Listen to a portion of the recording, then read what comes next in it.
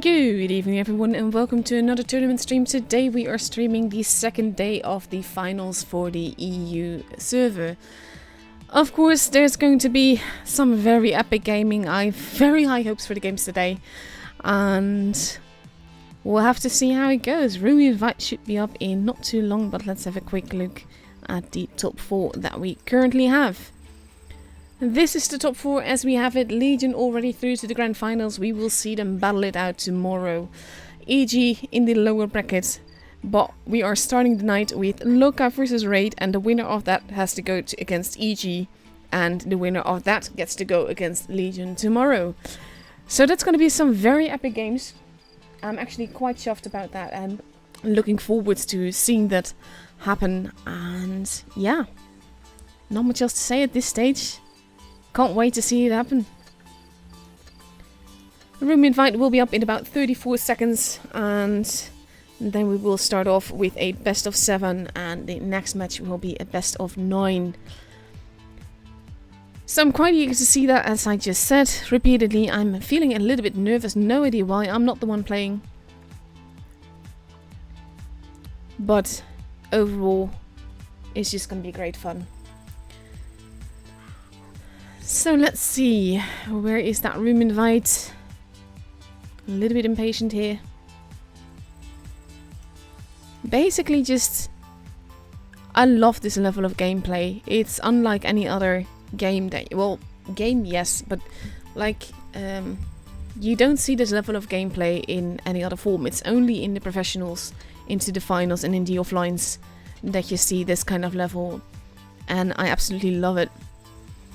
There will be 4 streamers here today. We are all streaming the same games because there are no other games. And as you see, I have every on my side. On the other side, you see Rip and Fugit is going to be there as well. Fugit is the coin stream of tonight. And that means that if you watch through the portal to get coins, you will be seeing his stream and his commentary. But because we're all streaming the same games, you can actually just choose which commentary you want. And basically, I have the stream on my iPad because I want the coins. It's also nice to just get a glimpse of what is happening on the stream, where they are at with the games and everything. But yeah, it's just exciting times. And there is Fugit. Now we're all complete and we just need players to actually play the game. Lokah has a full team, even if they're not all lined up just yet. But all the streamers are there. We are set to go. 4 minutes left to go, and we are starting it off on Winter Malinovka. Winter Malinovka looks like this. You have 3 bases. Base A, the map base, base B in the middle, and base C a bit more to the upper right corner. Basically, the positioning around base A, in my opinion, is nicer, but it is supremacy. You do need to dominate 2 bases, and that means that B and C is an easier way to go. So far, we've generally seen some super heavies on this map, and that combined with a few fast tanks. Oops, OBS having a little bit of an issue here. It should restart itself. And there we go. So hopefully that won't bother you too much. Hopefully OBS will behave the rest of the night. But yeah, that is where we are starting at. And we're just gonna have fun with it. I'm eager to see what these matches bring us. It is the top 4 of the EU server, and anything can happen. So let's take the preview away so that it's not blocking your screen. I'm always like check, double checking that it's not actually on anyone's screen anymore. And we have Lokah that has ready up with a Sheridan, 2 mice, 2 140s and 2 IS4s. So that is quite some heavy, and as you can see, Raid is going for the DPM because the 113s are full of that rather than the armor. They are juicy, but they do reload quite quickly, and it will be interesting to, like, this is something I tend to repeat a lot. It will be interesting, but the thing is that it will be. This is the top 4. Raid should not even be here. They only are here because of a technical, basically they used a loophole to get into the top 8, and they basically exchanged all their respect and integrity that they had for it, but that was their choice. And yeah, like I said, they shouldn't really be here. 1 minute 50 seconds left to go, and then we will see what happens. Raid almost completely readied up with 2 Ice 4s, 2 113s, a 268, a Sheridan and an STB. And I'm honestly, like I said, I'm eager to see what happens here. I want to see what happens here. At the moment, anything can still happen. And of course, even if they manage to beat the clan that they're against, they still have to go against EG next, which is also no easy pickle. No easy pick. I can't English anymore. My apologies for that. Just over a minute left to go. This is always the boring part. The teams are ready. The only thing that is not ready is the game. And we are stuck here waiting. And you're stuck waiting, listening to me babble. Because at this stage I don't really have anything interesting to tell you. But the games will definitely change that around, I think.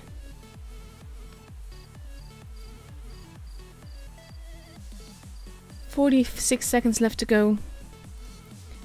Like I said, this is the boring part. Both these clans have performed very well, and Raid not belonging here has nothing to do with whether or not they have the skill to be here. Of course they do. They are world champions from a few years back. But the fact that they just used a loophole. They didn't register. They didn't manage to get a ticket one Thursday. And then they just had people from another clan that had tickets join them so that they could register a team on Saturday. And Wargaming decided that that is such a foul move anyway, that they are going to basically make rules for the Ascent tournaments to avoid stuff like that happening again in the future.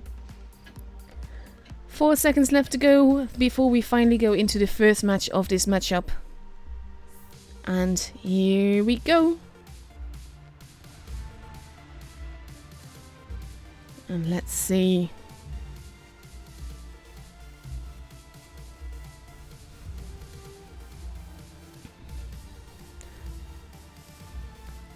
Lots of different avatars on Lokah's side. And here we go. The Ice 4 is heading off after the mediums. More towards the lower part of the map. Pretty much all Raid aside from the STB, who is blind shooting the bush that Ariana Grande is at. Blind shots happening in both directions. But the mice will be hopelessly alone if they're caught now, and that could be a very big problem for Lokah. Base C is being kept. Base A is being kept. The IS-4 are holding near the front. We have the 140s moving behind the mice to support them. Drizzle moving forwards. Survivor losing the first bit of HP. And we have the 140s spotting Drizzle now, remaining unspotted themselves. And Karolak has to be careful not to overextend, not with the amount of firepower that Raid has in the city. Rico not spotted yet. But we have the IS-4s pulling back towards them. JP and the 113 waiting at the back, along with Sig waiting for shots. The mice holding in the middle. Drizzle is alone. We see a missile flying, but it didn't pan. I don't think they realize just how alone Drizzle is though. And now we have Raid pushing forwards. Sig getting ready to support Drizzle if he gets pushed. But missing that. No, it was not him that shot that.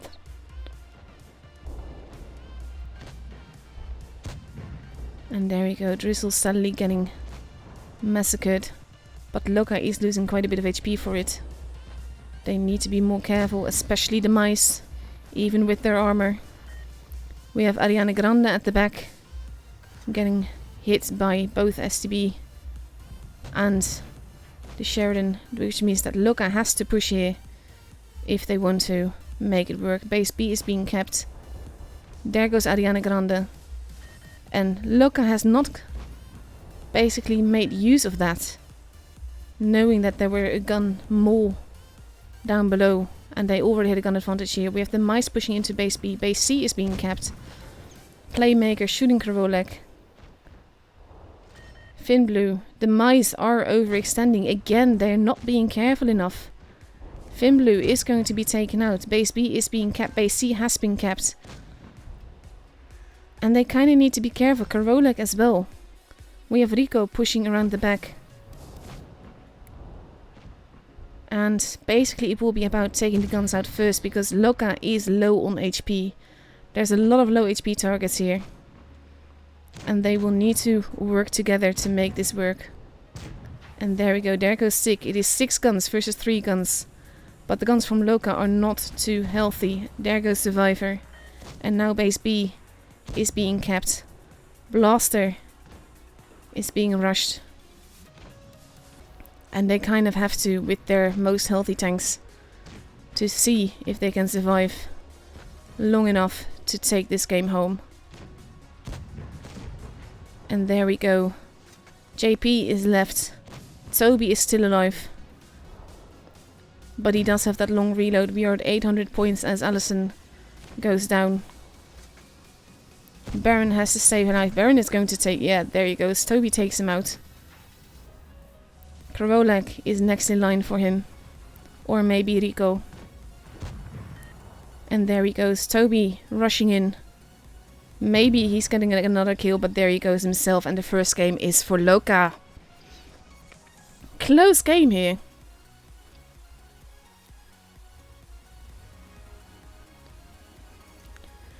Whew. Honestly love games like this. Very patiently build up. And it worked out for Lokah, despite the fact that they didn't really push when they noticed that there was a 2-gun advantage up top rather than down below. Well, actually 1-gun advantage. Because they also had a player down below. 1.5 minutes left to go before we go into the second match of this evening, of this best of 7.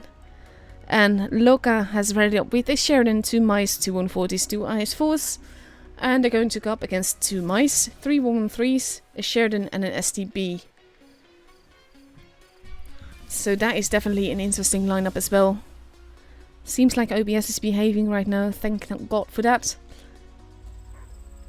And we'll see soon what is going to happen here. Just a minute left to go. And like I said, I am nervous even though I'm not playing. This is the kind of life I'm with the teams, and I can just imagine the amount of stress that they might be on there. It's not the grand finals yet, but in this stage, if you lose the matchup, you're out of the tournament, and that is a big thing. Half a minute left to go before we go into the second match. And then we'll see what happens.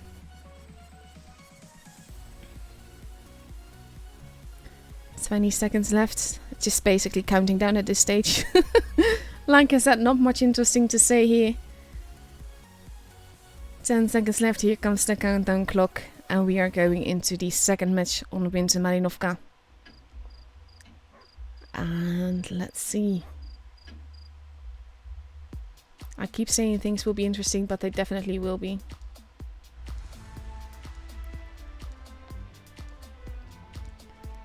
And here we go.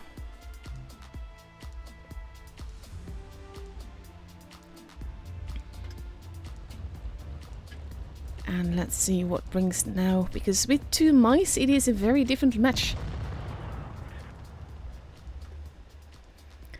So we have both teams focusing on the city side, with even Ariana Grande not going towards base A, whereas Raid is now focusing on the A side. So we see sort of like a return of what was going on before, just differently. Allison going over the ridge there. The IS-4 is heading towards the bases here. And base A now being kept. Base C not yet, and base B being left alone. Ariana Grande losing quite a bit of HP there before running off. And this will mean that Raid will have a point advantage. Sick losing some HP as he peeks up and over. And Ariana moving back to a position where he can spot. Sick kills still getting shot at, but not really losing any HP. Base B Not so much uncontested as in impossible to cap. And basically we see some lines of fire happening. That was a missile flying, but it didn't hit. It didn't hit anywhere near tank. Dristle looking at the base C direction. Lokah a bit spread out. Blaster trying to proxy spot perhaps if anyone is there. But he doesn't spot anyone. And basically we have the two fast things in the spawn, the mice, and then this ridge being held. And Lokah doing similarly, but on the other side. But with Raid having the advantage, that means that Lokah will have to make a move at some point. I'm basically just circling because there's nothing happening. At least this case, something is moving. We see Toby heading around the back. And they know that there's not even... Raid does not need to push. It is Lokah that will have to make a move. Baron has been spotted. No party without me is holding. But not much of anything is happening there. He's getting tracked, but no damage having been done. And Finnblue goes back into cover. But yeah, it will be up to Lokah to make a move. And it will be up to them to make it happen at this stage. We're already at 600 points now, thereabouts. 4 minutes left, just a little bit over, until we go into a draw. Or at least that's not likely to happen, because there's bases capped, so the timer will hit before the actual time depletes. So we have Lokah now rounding up and over and pushing. The mice going forwards. Karolak having been spotted there. And we have Survivor and Allison holding in the city. Ariana Grande taking a position relatively close here, very open. But seemingly getting away with it. And that missile did not hit. And we have Baron going. Survivor losing a little bit of HP here. Allison going in, but basically they're not really pushing. Now they seem to be, but they're not committing. The mice are. The rest is not. Survivor losing HP. Lokah half committing to a push, but not completely. Allison losing a shit ton of HP there. And Lokah will have to make a move. They can't leave their mice unattended like that. Toby in the Sheridan still surviving. Oof, now he gets hit. But Allison losing more HP. And now the base is being stolen. Which is a good call, but it's costing them their mice. And that will be 2 guns that they can't afford to lose. And Ariana Grande gets hit bad as he caps.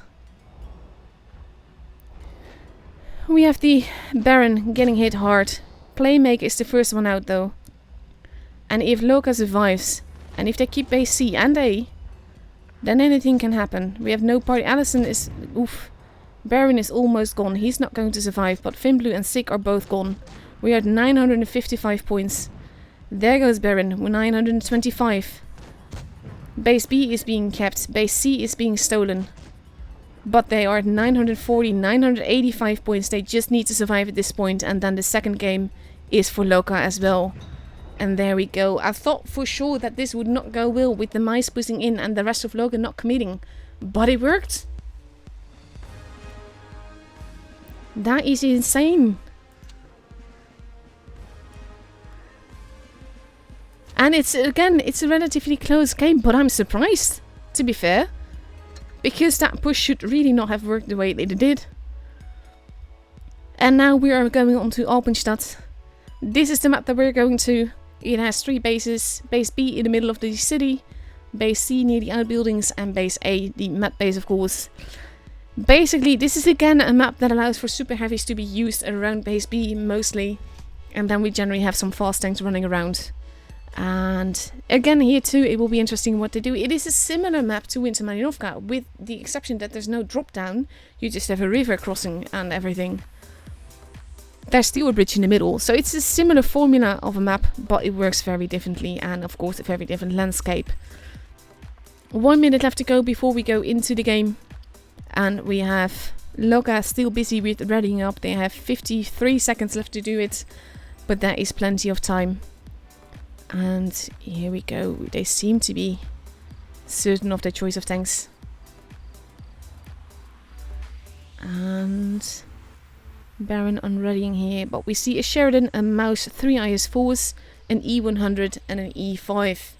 And they're going to go up against 2 Mice, a 113, an E5, a 268 and 2 Sheridans. So let's see what's going to happen. In 20 seconds we get to go into the 3rd match of this best of 7. And let's see.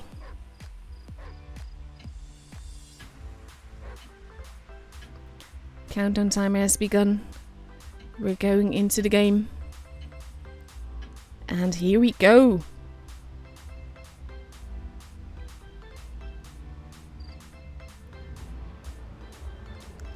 Let's see.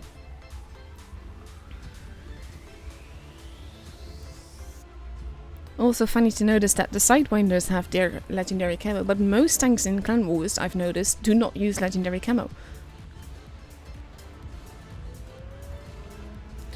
Simon, I do not take emails, replays through email. You need to submit it through my Discord server. Link is in the description of the video, but you need to wait until the end of the stream before I go into Discord and give you a role. And here we go. Now we have Ariane, followed by an E5 and an IS-4, heading towards the middle. Probably going to spot some people. But all of Raid is focusing on the A side of things. Base A being capped. Karolak being spotted. He does take a big hit from Stick there. Missile flying right over its head, but it stops Raid from capping. No one is at B, no one is at C, but A is pretty hard. Oh, big hit by Ariane Grande there into Toby. Blind shot into where Sig was, but no longer is. And Ariane has to be careful because now he's spotted. We have Allison moving in towards base B. Missile flying, but missing by a mile. Another big hit by Ariane. And now they have to be careful because Raid is pushing. They don't know it yet. But we see that they are pushing up and over. And they will have to be careful. Allison has been spotted in the middle. Base C is now being kept. We have the Mice pushing into the river. And Ariane Grande is about to meet them. And he does take some big hits there. But he survives crossing over. And we have the Mice at the back. And Raid will have to respond. Drizzle taking a hit. Allison moving. But now Raid is pushing and we have 3 tanks called alone. This will be a tough pickle for Lokah. They will have to work very well and have their focus fire on point in order to take this home. Karolak is almost gone. There he goes. Base B is being capped. But this is not going to be a game that is going to be won on caps. Drizzle. Almost gone. There he goes. We see a missile flying. No party without me getting hammered. And basically, he is getting picked off. Big hit into Sig there. And no party without me is almost gone. There he goes. It is the Sheridan taking him out, JP. So Lokah has 2 bases, but they have a gun disadvantage. Blaster taking some more damage. Ariane Grande getting the blip out of there. As JP arrives at the back. Being followed by Sig. And basically Lokah has to make an aggressive push here. They kind of have to. They can't avoid. Oh, Ariane Grande almost gone. And we have Toby at the back in the Sheridan as well. There goes Blaster. But Ariane Grande is not long for this world. There he goes. Playmaker taking him out. Playmaker almost gone himself. Baron losing a shit ton of HP and being taken out as well. It is 3 versus 4. Both teams have a base. Lokah has a point advantage. But they need to be careful. There's 2 Sheridans about and they can ramp up the damage quite quickly and quite brutally. Finblue getting shot. Alison Becker being used as cover here. Survivor in a position to relocate. But he has to be careful because it's 2 guns now. Versus 3 guns here. We have JP heading around the back. Going towards base base C. And if they manage to cap that and Lokah does not grab base B, it will be a very different game. Rico, almost gone. Being very careful. Sick, almost gone, but still alive. Having to move around the corpse of the mouse. Allison, losing HP. There goes Sick. Finblue, next in line, but Rico, still alive. Rico, does he survive this?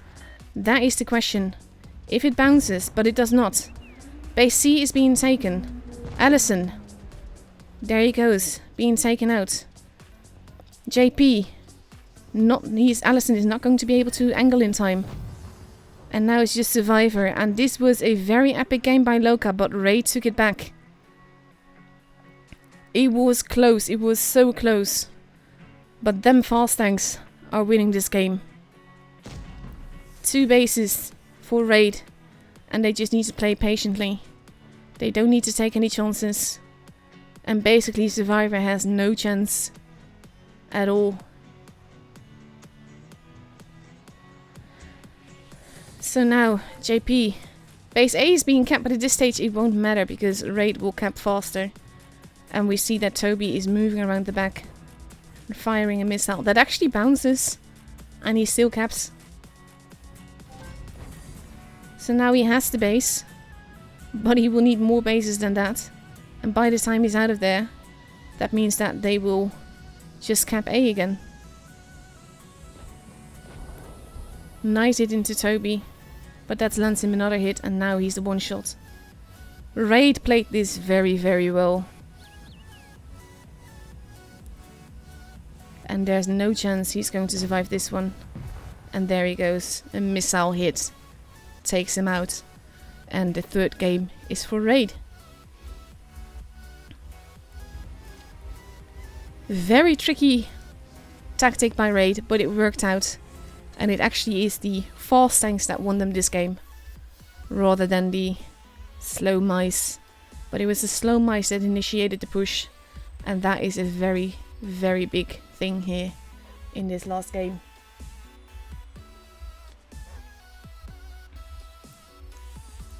So we have 1.5 minutes left to go before we go into the second match of this best of 7. Well, the second match on Alpenstad, the fourth match of this best of 7, I should say. And we see that Lokah has now readied up in a Sheridan, 2 mice, 2 E5s, 2 Sheridans even, and a 268. And they're going to go up against 1 mouse, 2 3 113s, an IS4, a T22 medium, and a Sheridan. 1 minute left to go before we see what happens.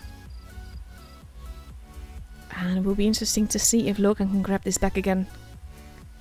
Because starting off with a 2-0 is very good for your confidence, but if you lose one, then you kind of have to regroup mentally. But that to be said, this was a very, very close game.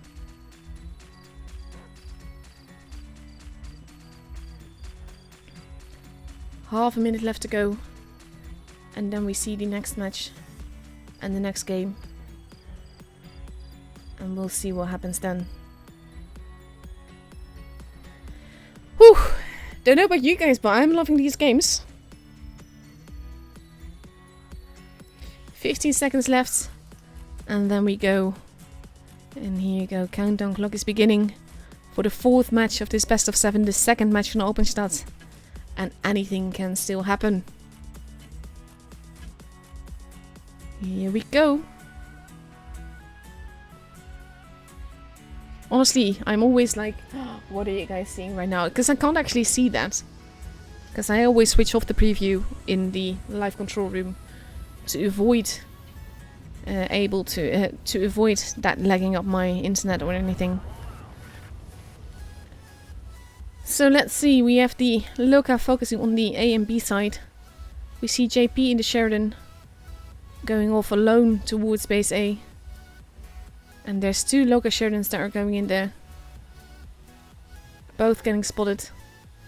Both camping together. They know JP is there. They fired at the bush that he was in, but he's no longer there. And base A will be for Raid. But I wonder if this means that Raid is just going to push on the city side. And there we go. People getting... Oh! Near 2k damage gone in an instant. That is a big disadvantage for Raid here. But we have Playmaker protecting base B. Base C has been capped, but there's about a tank's advantage in Lokah's favor in points. Because they kept earlier. And now we see Raid pulling back together a little bit. Nicely spread out over the city in a position where they can quickly support one another. We have Ariana Grande going to the back there where just JP just fired a blind shot. But no one is there. People are getting spotted, so they know there's someone on this side. They just don't know who, but Ariana Grande has to be careful not to get spotted there. Toby gets spotted. They're still firing at the bush that no one is at. And Drizzle is now alone in the city. We have the E5s moving up and over through base A. Allison taking a little bit of a hit, but shooting one back into Drizzle. And we have Survivor. Not sure if he can make this hit. No, he's not. He's not even bothering. We know where JP is though. And we have the 113 is making a move around the back. Still hidden though. Not spotted. But basically, it will be Raid in this case that has to make a move. We have JP crossing over, but not quite yet. Blaster hiding at the back. Lokah has the advantage here. Raid will have to make a move. And basically they are just holding. We see a missile being fired. Now Ariana has been spotted. He takes a hit. Not sure why. But then he's going away. The E5s are protecting base A. So they can't just be capped. And we'll give them pause. Drizzle losing some more HP. Allison having moved in quite a forwards position. But we see the 113s in the eyes forwards at the back and moving towards the Sheridan and the T22. They want to take base A. And if they do, Lokah will be in trouble potentially. Depending on how much they push. And now we have Survivor moving in. Getting base B. And we have the rest of Raid moving through the downtown again. Base B is being capped. Base C is being capped as well. Drizzle is facing off against Allison. And now Lokah has 3 bases. And this might be a gamble that's not going to work out for Raid. Because now they're arriving. Ariana Grande is taking a big hit. They're pushing over. JP following. Virgil being set on fire here. And there he goes. Virgil is gone. Missile missing by a mile. Base A is being capped, but we're already at 930 points. Big hit into JP. Drizzle has been taken out 990. Lokah has this match. Raid seriously underestimating the capabilities of Lokah in town as they pushed A. I think they expected everyone to be at base A except for the mice. And that was not the case. And now the pressure is slowly on. 4 minutes this game, relatively long for the games that we've seen so far. We are going into Desert Sands. And now the pressure is on because Lokah has a potential match point. If they win the next match, then they are through to the next round. And Raid has to win 3 in a row in order to do that. This is the map that we're going to. We have 3 bases. Base A in the desert, base B and C in the city. C the most protected one. B relatively open. There's lots of lines of fire in all of them to be fair, but the positioning around base A means that we mostly see action in base A and around there, and then base B being decapped.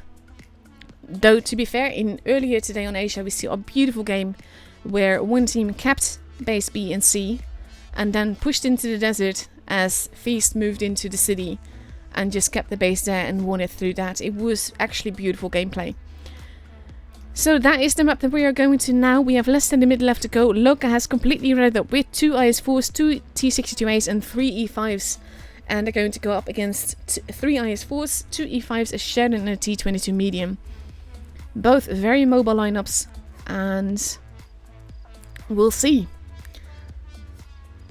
Tomorrow are the grand finals, by the way, not tonight. That's all happening tomorrow.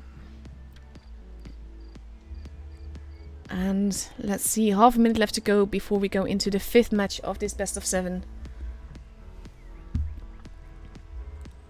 And let's see.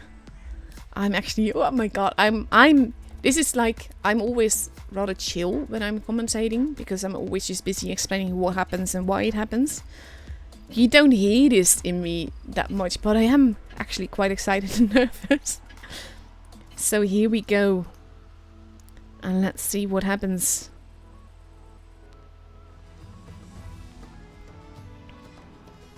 Into a new map. And then we'll see. Love the camel on that e5. That looks really good though. So let's see. We have the IS-4s pushing towards the middle. The E5s heading towards the desert. And we have Raid actually focusing a lot more on the... doing similarly with the E5s, but not using their speed boosts. And the IS-4s are waiting for the other IS-4s. We see a missile flying, but not hitting. Base A is uncontested. Basically, none of the bases are being capped at this stage. But we have an IS-4 standoff in the city. Though not much is happening there. And we have Lokah and Raid both pushing into the desert. Allison firing another... Toby firing another missile, but not hitting. And as that missile flew, we have Lokah pushing into base A. Virgil going back over towards the IS-4s. And we have a Raid now making a push in the city.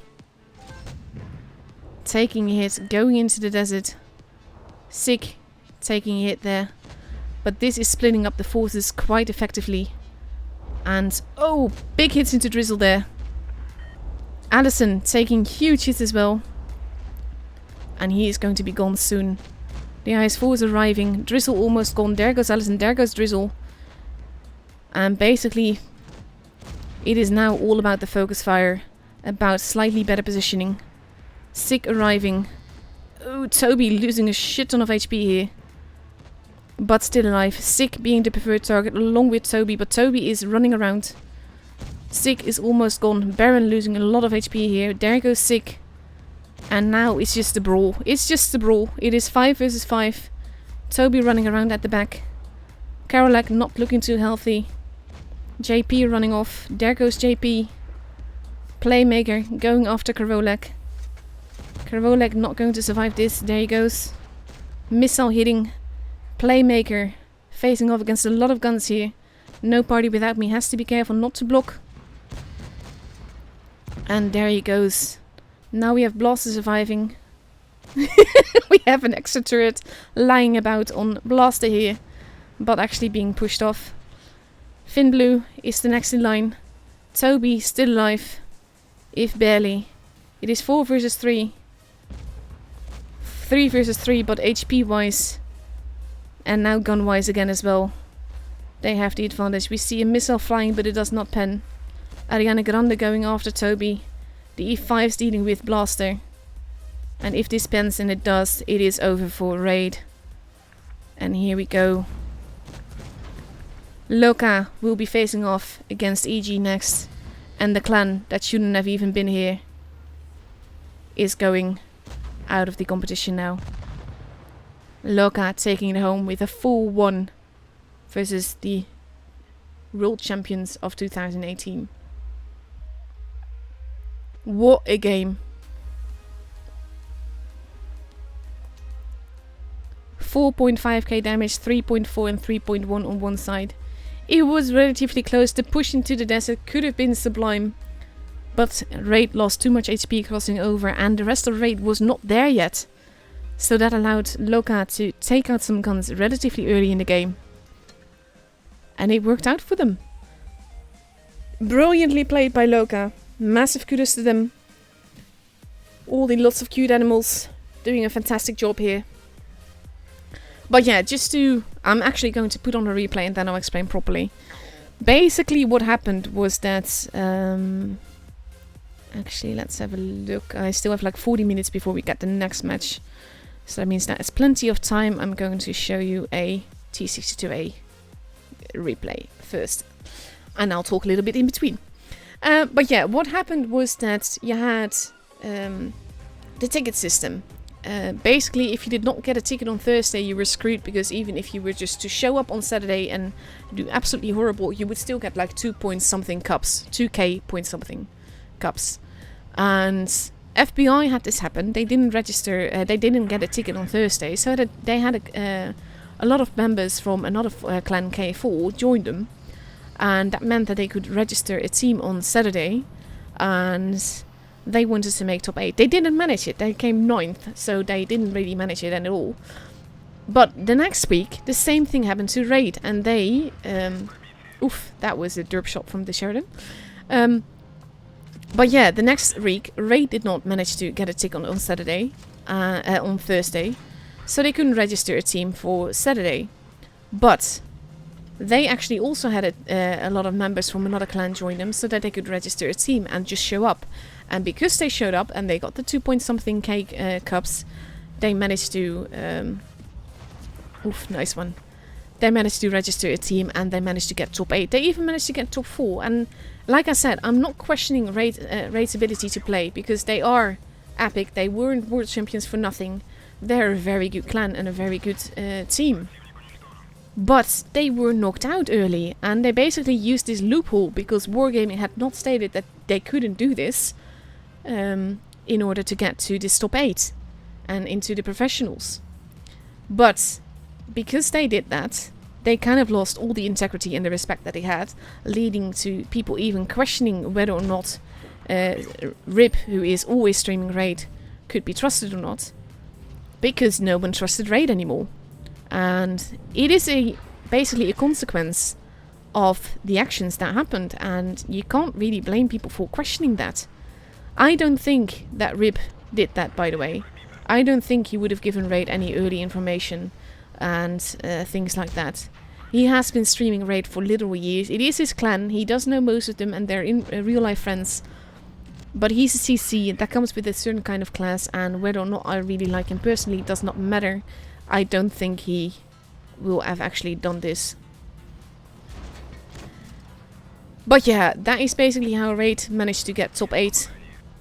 And why I think it's really good now that they have been knocked out.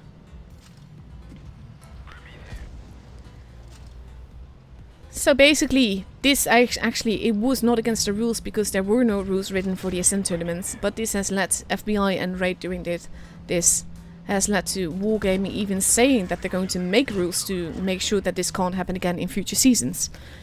So there will be actually Ascent rules now, because basically people are creative when it comes to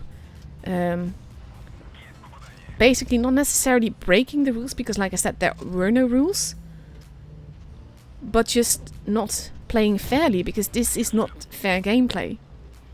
So that is what happened with Raid, and the team that shouldn't have even been here has been knocked out and is at least not in the top 3.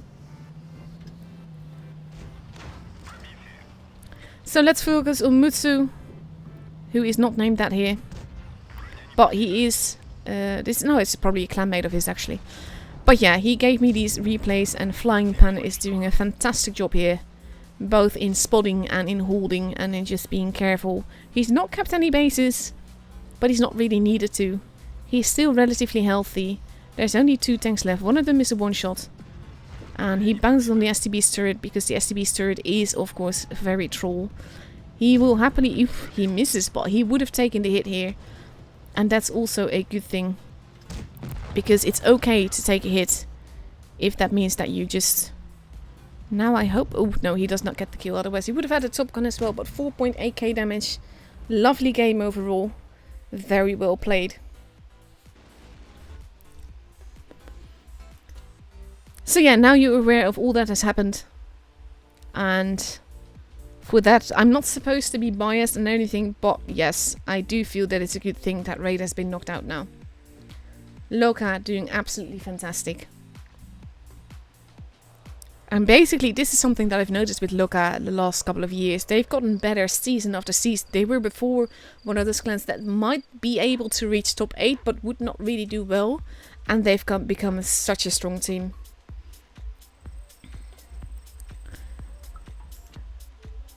So, the ticket machine went brrr, but then basically ran out of tickets. That is the first replay that I've got to show you, but now we are going to get to some other stuff, because I actually got a replay earlier that I'm going to show off on the EU stream, because it is a donut boy. In the E3, I think I might have shown it on an A, but you're just going to have to suffer through it again. It is a lovely game.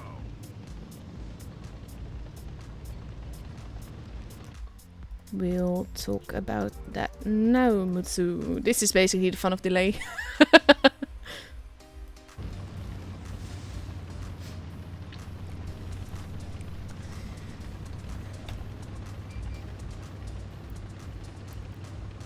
In the meantime, there's been so much drama this season. It's been absolutely nuts.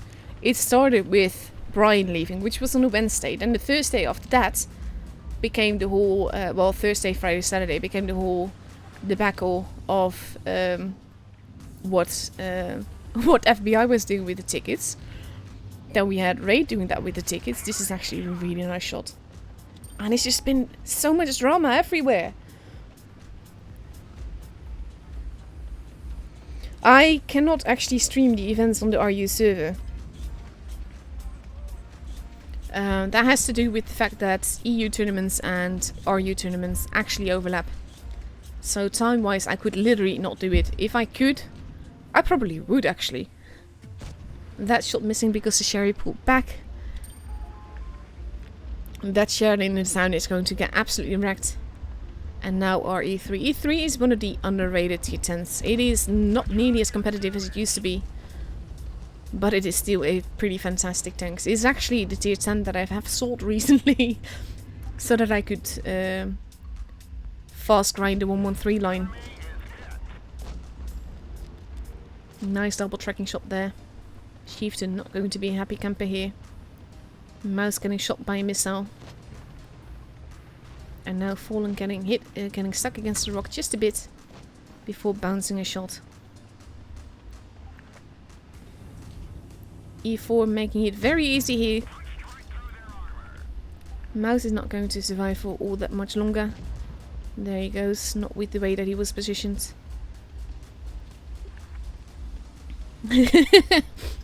Oops.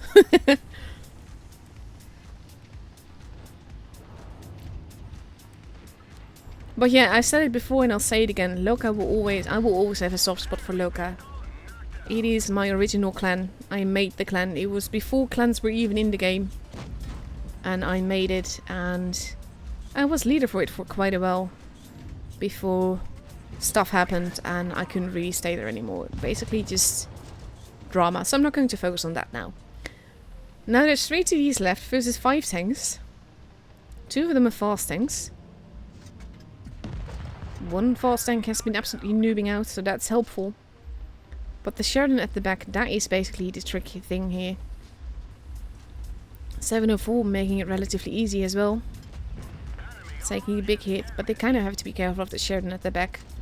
Because when you have a fast tank that is at the back there, it can be very, very deadly. But that shot actually pans and is beautiful, and the missile flies right over their heads. But beautiful. And there goes the 704. And now it is 2 versus 2. And the Fallen is still full health.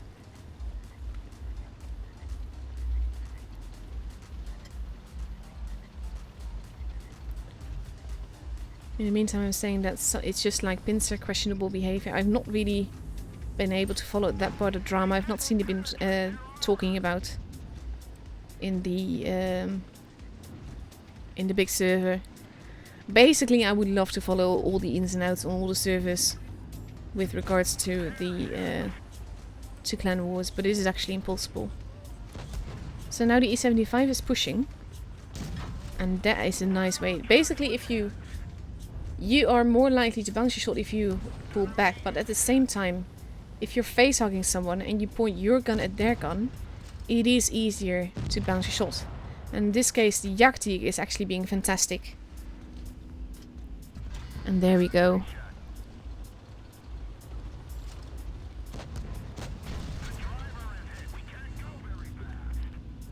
So there we go. He is definitely going to win this game. Especially since the E75 is not even shooting... Well, he does shoot the Jagdtiger now. But it's not going to save him from an E3. Who can just HE him to death with a flying turret. And there we go. Lots of corpses around.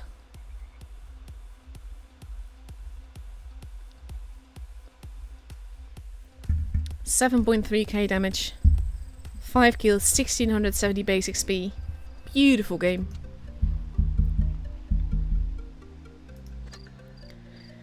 So that is the second game I've got to show you. Let's see what else I've got for you. Still have like 25 minutes before the match starts, which means I have 20 minutes more to show you replays. And earlier today I got sent this replay by Nick. This is something I feel I have to explain. Nick's in-game name is whoopsie_LGN. But I have this very annoying habit to, when I know someone's name, I tend to use it. So, last stream on the EU, I had people ask me, who's Nick? Nick is Whoops. And I will try my best to refer to him as Whoops when we see him play. But it is not easy.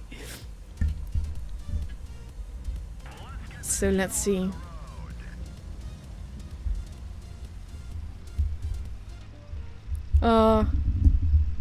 Games today on Asia were also amazing, but a bit frustrating to see. We have Maddox in the chat. I do feel for Jan, I really do. And this is a position I've seen a lot of missile tanks go to, and it might actually... Oh no, that didn't pan. But with none of his teams there, he's like, yeah, let's not be here. And he manages to get out without losing a single bit of HP, which is a good thing. And he is heading toward... No, he's actually heading back. Of course, when you outclass almost everyone with skill, you can do this. So let's see. And thieves that better not be dead, really. They're amazing.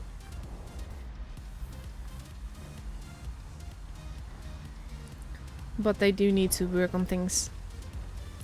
So far, we're just over a minute in, and Nick has not done any. Nope, he has not done any damage yet. There we go. The 263 has been taken out. Tank effectively called the YOLO wagon for a reason.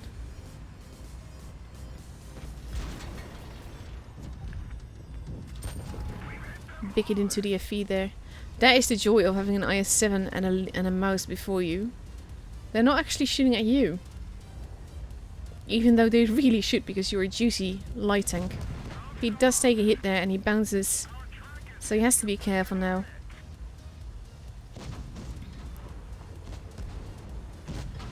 FE has been taken out. We have a Type 61 there. Let's see. He can use this course, but he has to be careful, especially with the STI there. So what do you do then? You fire missiles. Well done. T-62A arriving at the back. And Nick is positioning himself to deal with that. He just has to be careful not to get shot at. Big hit there. He no longer has the adrenaline. Jagdtiger, no, not really pushing just yet.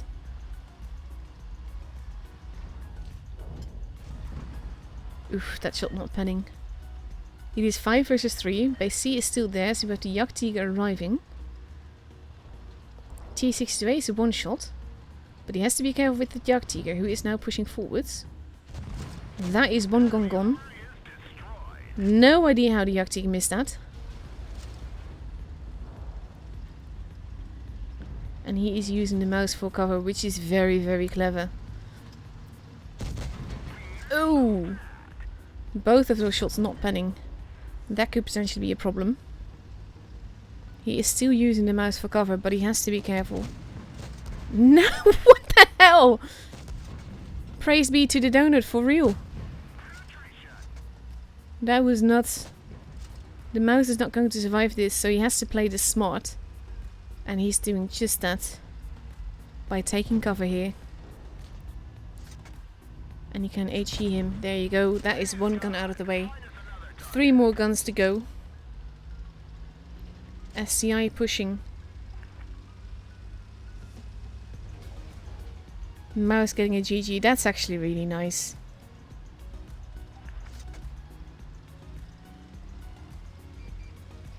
No! Nuna just said, of all your clans, GNA is the best. I really do love my clan. They're amazing. I do call them my chicks because I mother hen them. And it's actually quite evil of me. But basically, most of them are real life friends. And I love them to bits. Well done, whoops. 2 more to go. And there they are. And he is in potential trouble. They don't know where he is, seems like. The Yaktik is being special. But now he's in the actually excellent position. He can actually shoot them. Without them being able to shoot him. In the position that he's in. The E100 though is not having that. And in Dominoes, which is not how you spell that. Again with the bounces. What is up with you? 850 points so far. And that misses as well. He's either getting everything is missing or bouncing. It is amazing. What the hell?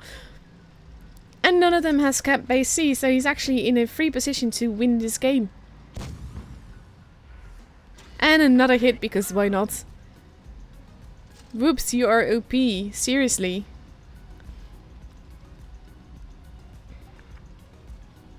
And of course, this is not going to be possible anymore after the next update, but oh my god. 945 points. He is definitely going to win this game, and that is just absurd. But the bounces that he's gotten though, it's been absolutely nuts. And with that shot he gets to 1k points and he wins. He even has more damage, and I think he would have been able to do it too. That is just nuts. 6.5k damage, a Kolobanov. 1679 base XP. A complete potato. E100 against him. He could have had more. But that was nuts. Very nicely played.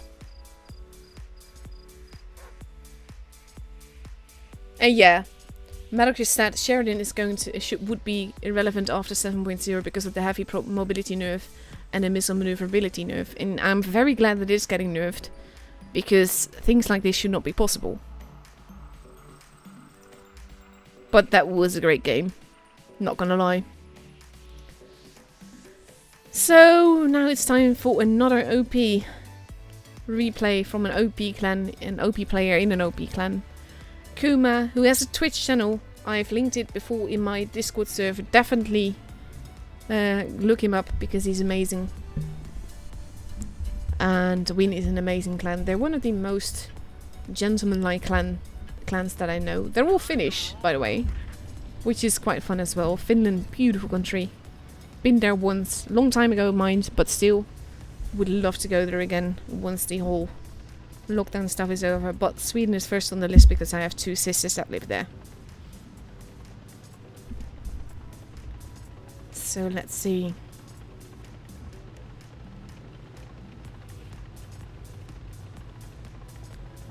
And Kuma is being quite forward. Not only now, kind of stopping. Kind of expected him to go right into the base, to be fair. With the way that no one is getting spotted yet. And now he's doing just that. E4 is one of those tanks. It can function as a heavy, it can function as a CD.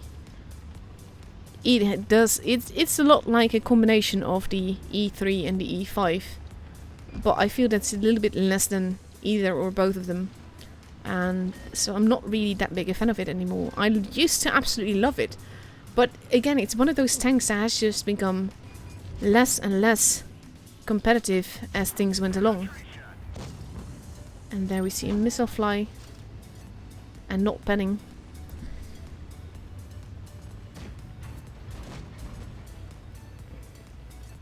I actually really want the figures, from what I've heard of it. I've tested it, and it has been changed since then.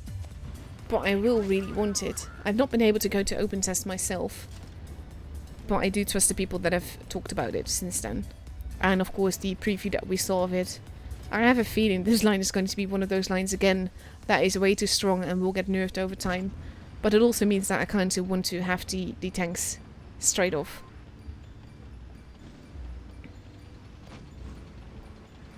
So let's see. There's the yes there. Nice shot. And of course, ranking up the points is also going to help here. That shot is not some shot that I would make, but it does, and it bounces. I would have had a more fun time going into base B and shooting that AMX, because AMXs are juicy to TDs. It's a nice fall actually. Where did that AMX go? I thought... Oh, there he is.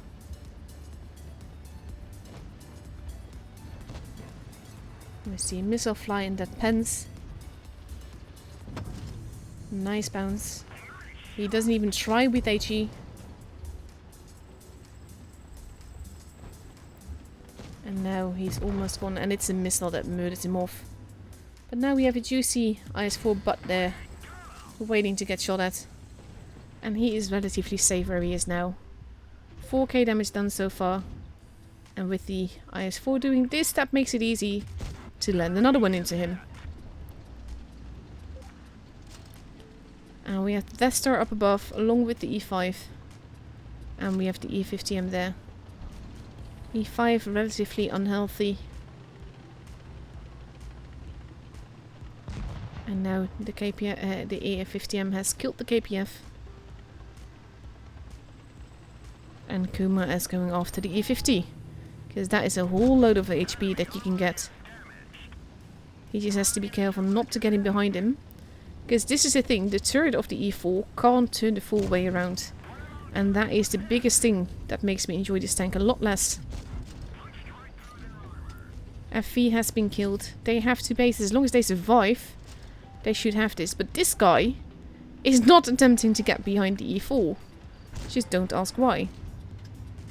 And that definitely helps. And now the bases are both being kept. And only the E50M is left. And he's attempting to shoot an E4 that can shoot him just right into the chest. And kill him off. Nicely done.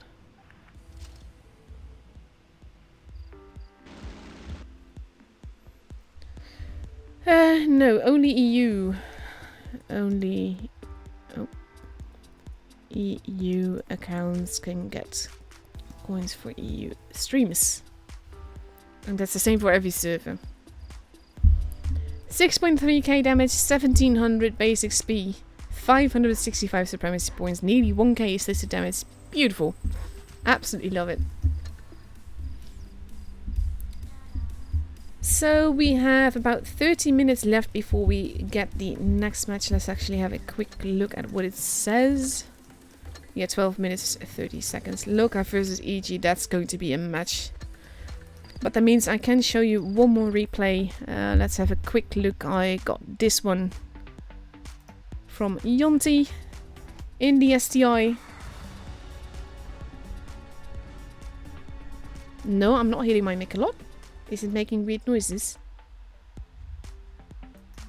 Not sure why you're hearing. Hello, Eggy. Whoops, it's Nick. No, I'm not hitting my microphone, so I'm hoping that that's not what you hear. You might be hearing my mouse or anything, I'm not sure. But let's see. STI is one of the few tanks that I've driven stock. For like one battle, to be fair, but still I've driven it stock and I aced it stock.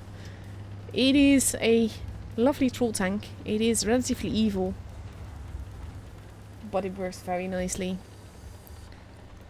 And I didn't want to drive the STI for a long time afterwards because I didn't want to ruin the perfect stats that I had on it. And I had the same thing happen with the T95E2. But in the end, I did drive both and I ruined the stats and all of that, but still. Basically, I don't want a tank to only drive it once. AMX going in. STI being very hesitant. And that has of course to do with the fact that there's 3 TDs on the other side. And there is one of them. There we go. Not even HE, but doing quite a bit of damage. Oh, nice one. And the waffle is now moving. But there's another one there because you heard, I'm not sure if you hear that, but I heard something hit the snow. So we know that there's another camper behind.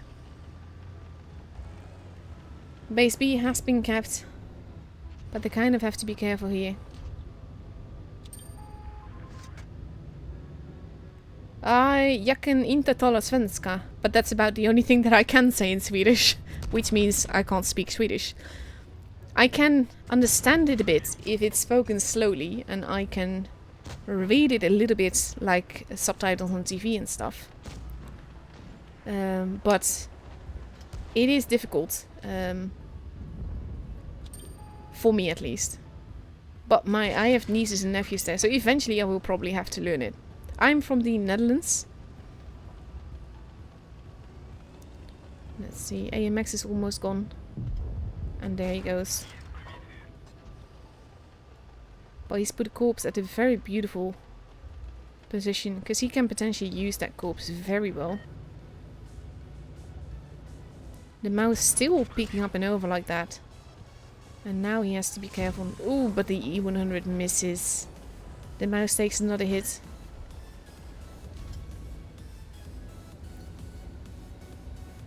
And he wants to kill that mouse. He has to be careful. There we go. That is a good tank to have out of the way. Now he does take a hit from the E100 though.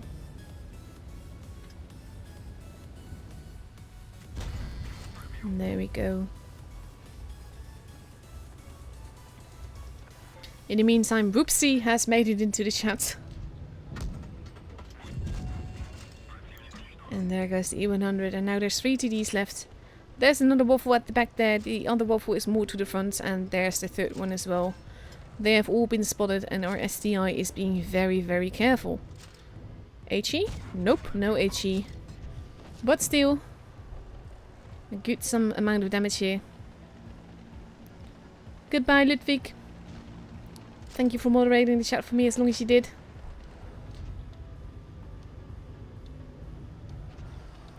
And now he's capping the base. He does not really need to.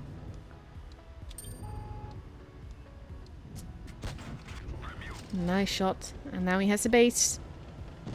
There he goes. And now there's only Diego left. And there he is. That was one shot to do up there.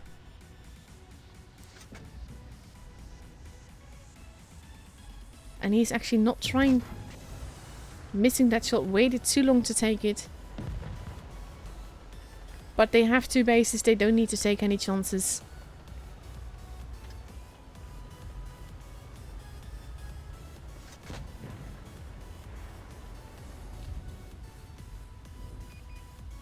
And there we go. He is there. Why? What? Why are you shooting HE? You're not shooting HE at a waffle, but you're shooting HE at a Jaeger? What? I do not get that, to be fair. But he won. And it worked all well. And he aced it. 3.4k damage. 188 supremacy points. A little bit of assisted damage as well. And let's see, in about 3 minutes the room will be up, so I'm not going to show you any other replays. And...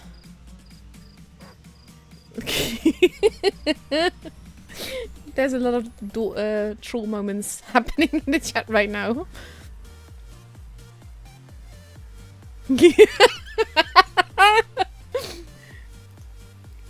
Sorry. Angie just said, I hope they approved it. There we go, they did.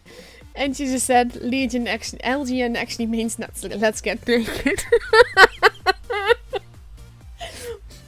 Oh my god. So just a few minutes left before we get into the Lokah versus EG matchup, and that's going to be absolutely amazing as well. And it will be fun. At the same time, I'm pretty much overheating right now. My house faces west, and that means I have a flat roof, so now the sun is on it and I'm melting. I have a mouse. Of course I have a mouse. I don't drive it often, but I do have it. Basically, I'm not enjoying the mouse that much, mainly because it's so slow. It is true, and you can be a bully in it, but I prefer the more mobile tanks, especially these days.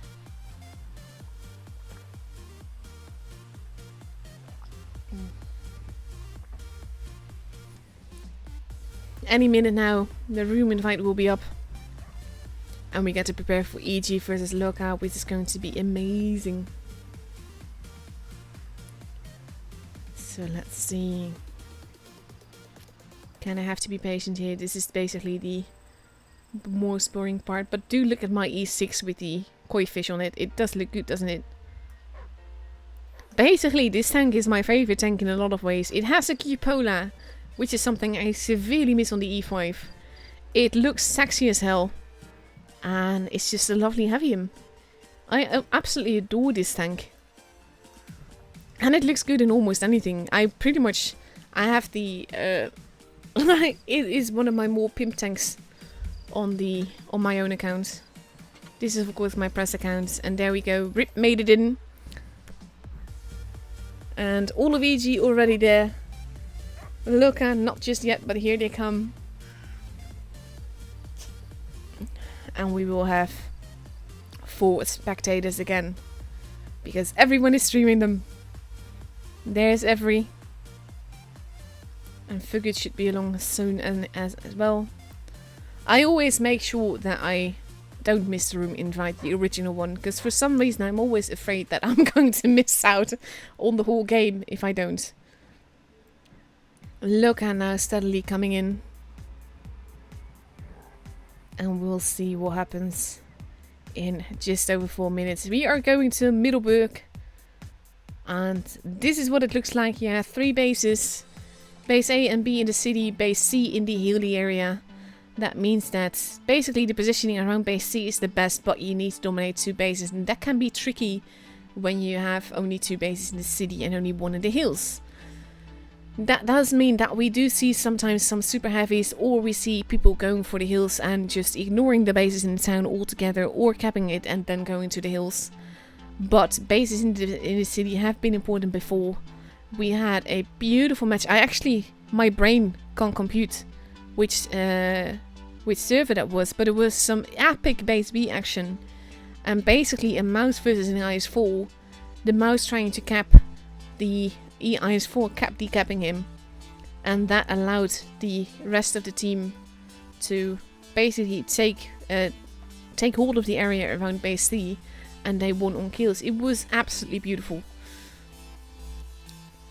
So that is the map that we are starting on in just over 3 minutes, and then we will see what happens in this best of 9. This is a best of 9. That means that the first team to reach 5 victories rather than 4, as of like the last match, is going to go up against Legion tomorrow in the grand finals. Both teams already completely ready. We have plenty of time left, so not much to say there. This is like I said, the part where you basically just need to somehow spend some time chattering or listening to me babble. And 2 minutes and 19 seconds left to go before we go into the matchup. Lol. No. Matches start at 21:10. So I'm already in the room. And 2 minutes left before we actually go into the games. Tomorrow, by the way, I will be streaming the Grand Finals in Asia, EU and NA. I will have the coin stream on Asia. I will technically have it on EU as well, but the views and everything are not going to me. They're going to Wargaming because I'm streaming on Wargaming's official channel. So that's going to be quite fun as well. And I'm actually a bit nervous about that as well, but we'll see how it goes. It's going to be epic either way. We'll just have fun with it. And on an A later on, I do not have the coin stream, but I will be streaming it then too. I do have the coin stream tonight for NA, that is. And in 1 minute we get to go into the game. Both teams are completely ready. And we have Lokah ready up with 2 Sheridans and Mouse and 4 IS-4s, and they're going to go up against 2 IS-4s, 2 Sheridans, an E5, a 215B and a 140. So that is relatively mobile lineups on both sides, if I do count the IS-4s as mobile heavies, because they're not super heavies. But especially the E5 have that boost, and more medium tanks on EG's side. And it's going to be cool to see. I've not streamed EG all that much this season. That has everything to do with every good name is taken choosing to stream EG only, so I've not been able to see them nearly as much as I would have liked. But it's going to be epic to see them today and to see how they play. And here we go. Countdown clock has begun. We're going into the first match of this best of 9.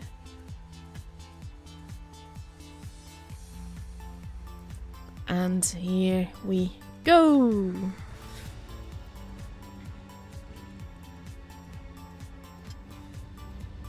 Let's see.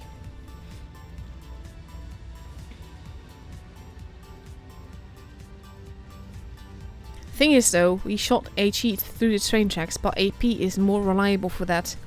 Because HE actually flies more slowly and it's more likely to be absorbed by the tracks. By the tracks of the tank, that is. So here we go. Lokah focusing on the hillside. We have General going down. And the rest of EG going up as well.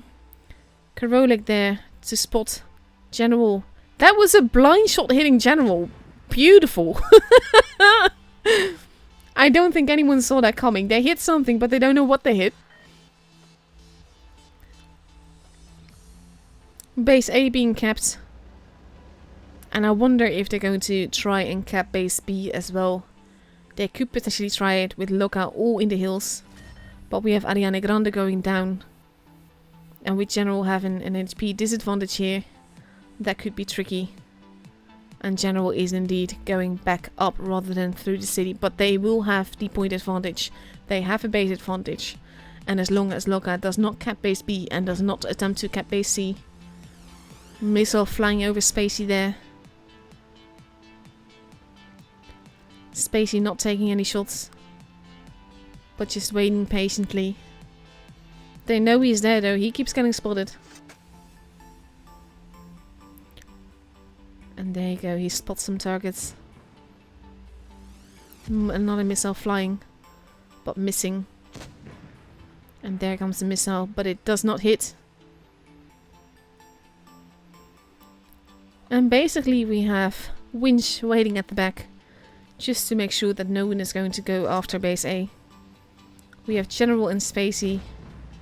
Missiles flying both ways. And the first one hitting Survivor, actually doing damage.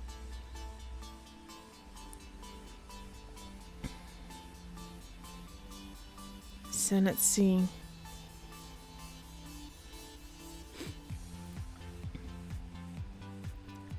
Ariane Grande now moving into the town. Going after base B. They're already 215 points behind, so they kind of have to. But as long as they don't take A, that is fine. And we see that now General has joined Winch to hold base A. And I wonder if he's going to push through or if he's going to come back. Not a missile, but it doesn't do any damage. It only tracks him. And we see a missile flying up and over, hitting the ground there. And Ariana Grande is staying in the buildings. Potentially going towards base A. Thing is though, if he meets 2 tanks here, which he could potentially do, then it would stand to reason that Lokah pushes into the town, because then they have they pushes the hill, I mean, because then they have an advantage. Base B now being kept, and with Spacey already having used his missile, we now see General to the taking a big hit there. And all of Lokah moving in to shield him. And we now have Ariana Grande moving into base A. Or towards base A in any case. And now Lokah has the definite advantage here, even though EG is many points ahead. And we have Winch going after base B. And Ariana Grande maybe having to let him. But as long as he's in there, Lokah is not getting any points. Winch taking a big hit there. But he can still take base B. He's not doing that though. General taking a big hit.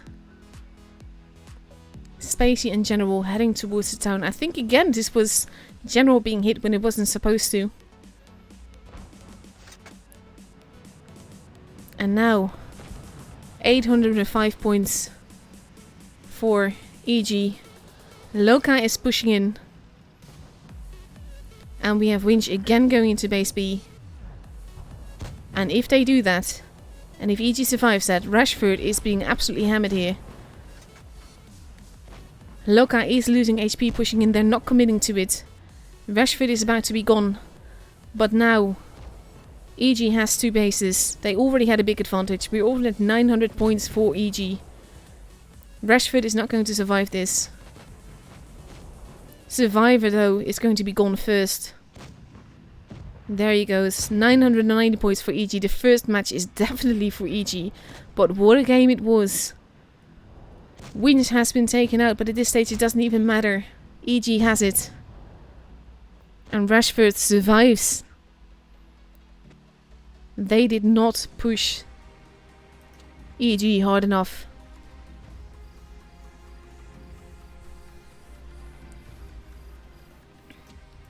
But what a game. Nearly 5 minutes long. 1 minute 40 seconds before we go into the second game of this best of 9. I'm actually feeling more relaxed now. And that is because in this case, I like both these teams. I have to admit, I do like EG more. But that is because I've met a bunch of them in Minsk last year. And they're just fantastic. And basically now all the clans that are left are meant to be here. And that for me is a big difference. 1 minute left to go. And we see that Lokah has now read up with 3 Sheridans, a Mouse, an STB and 2 E4s. That is a very tricky lineup, you guys. I'm very curious what they're going to do with that. Sheridans, of course, missiles and trick hits. But no armor, long reloads, and don't have the DPM. And then you have the E4s, which have relative mobility for an TD, but they can't turn the turret the full way. And that's definitely going to be difficult. And then we have EG that is getting ready in 3 IS-4s, a Chieftain MK6, 2 Sheridans and potentially E5. That means if Orca readies up, which it does just now. And that is also very tricky, to be fair, because Chieftain MK6 has not been used all that much, and there's a good reason for that. So here we go. 5 seconds into the second match. Here we go.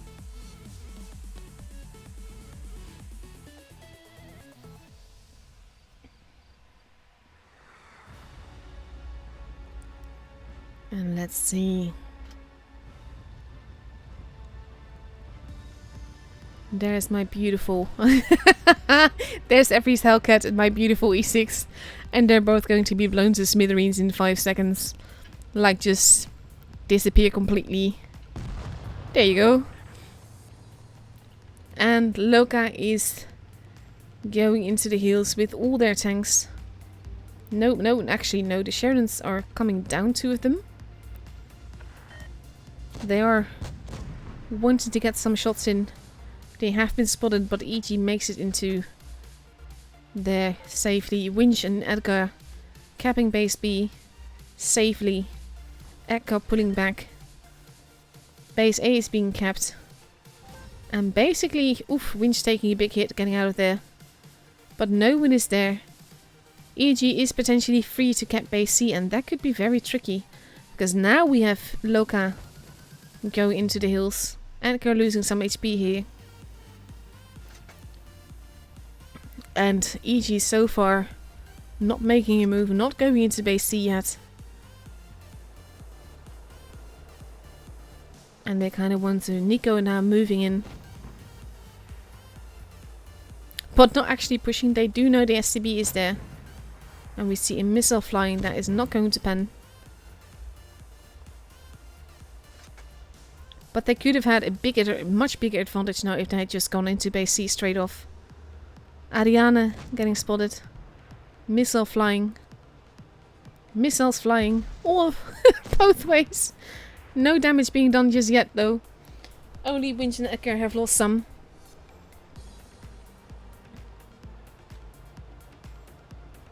And basically we have EG that has a tiny little bit of a point advantage here of about 10 points. And not much happening. Basically now I can just fly in circles because nothing is happening here. No one is going for base C. The city is secure. Ariana Grande in a holding position, but in a position where he can run off straight off as he wants to. Virgil the same thing. And now we have the E4s heading towards the town together with the mouse. And pretty much everyone from Lokah is leaving the hills, going into the city. And Ariane is just there to show them that there's someone there. That misses. Spacey also missing. And Ariana Grande not taking any chances, not firing any missiles.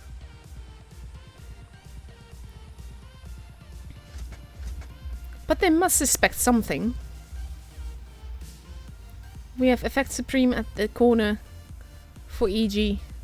Edgar crossing over. They are getting spotted. They know that there's people there.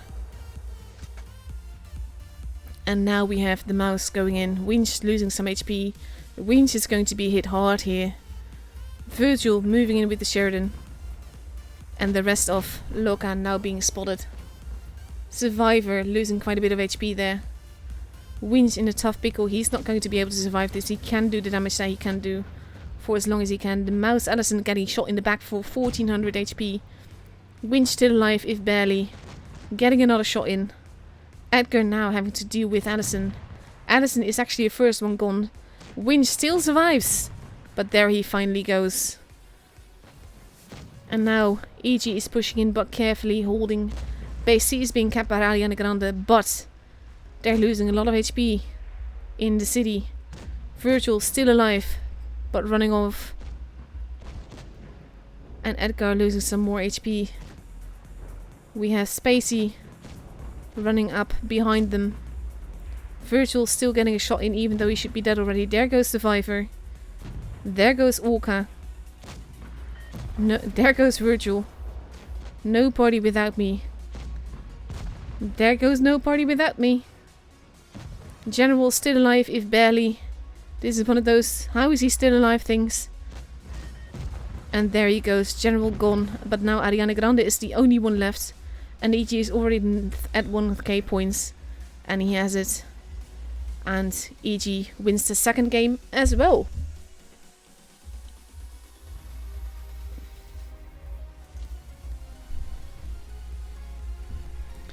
Wow, again, very patiently built up game. And the push for Lokah not quite going as intended. So now we are moving on to my favorite map in the whole game, Faust. Which looks like this. You have 4 bases, base C and D close to their respective spawns. A in the lower left corner and B in the middle. Basically, lots of lines of fire into all the bases. Pretty much none of them can be kept all that safely. But usually we see C and D being kept, or just a whole team going towards A. B is basically a death trap, so that's not used all that often. And let's see what's going to happen here. Just over a minute left to go before we go into the game. Lokah is readying up with 3 215Bs, 2 IS-4s, 2 140s. And that is interesting as well. That's a lot of 215Bs, and the 215B is still OP, but it's not that OP anymore.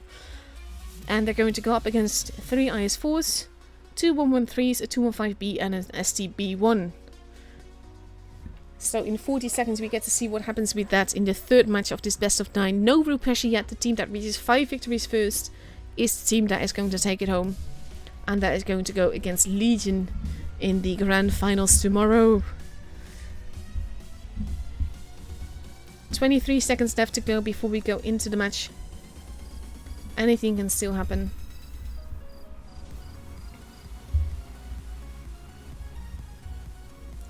And let's see, here comes the countdown clock. And let's go.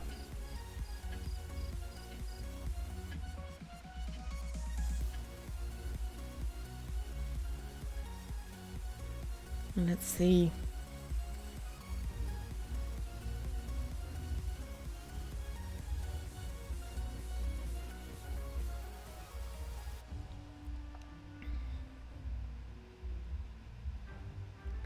Dun dun dun dun. This is actually one of the maps that's the most difficult with the free camera, because you can't get into tunnels. It will jump you straight up above instead. So there's a lot of places you can't really work the camera well, but I absolutely love this map because of the tunnels and the bridges, because it's one of the least predictable maps in the game, and that is mainly the reason that I love it. So we have Lokah sending on to cap base D, protect base B, and potentially cap base A as well. EG being quite aggressive here. The 113s and the STBs going around the back. RG losing a little bit of HP. Base A now being capped. Base D is not being capped, but base C is about to be capped. So EG will have a point advantage for as long as Lokah does not cap base D. And we now see that Nicolade is going in together with Edgar to cap base B. That is a very gutsy move. But if they get away with it, they have a very good point advantage and a base advantage. We have the 113s going up the ramp near base D. They do have to be a little bit careful there. But with them having that base, oof, they do lose some hit points getting out of that. But now they are moving towards base D. And this is this is really gutsy. Getting the base that is closest to your enemy's spawn. That is definitely cheeky. But with that they have 3 of the 4 bases, and that is very big advantage. No party without me losing a shit ton of HP there. Ariana Grande moving into base B. Wanted to get it back. Wanted to get that base. RG being not so much rushed, but sort of like being faced. Ariana Grande taking base B, but in this stage there's already a 100 point advantage for EG, and that is a big advantage to have. And we now see the IS-4s. Oof, Karolak taking a big hit there. And now we have Lokah responding to what is happening at base D. We have Addison and Baron over here. Karolak losing more HP on the other side. RG not looking too healthy. General in potential problems, but so is Allison. Lokah tanks losing a lot of HP. The 215B are arriving. They need to be careful with that. General pulling out, pulling to safety. And we have Lego here. Basically now Virgil and General are being rushed. We have the 140. Karolak still alive, but there goes General. There goes Baron. And anything can still happen. We have Winch going after the 140.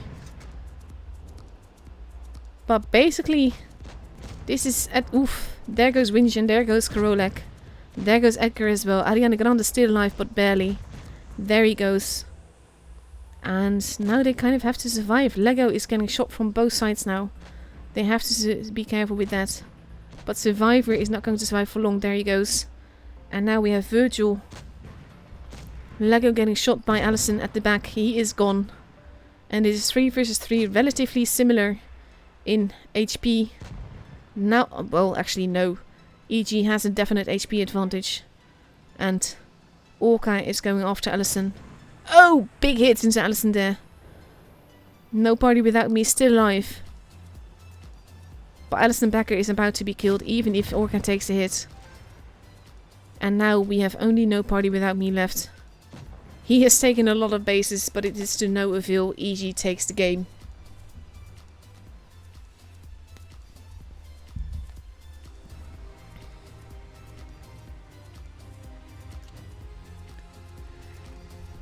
Very aggressive gameplay by both sides, to be fair.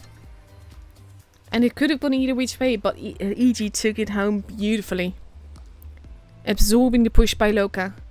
Taking those bases early on. Very well done.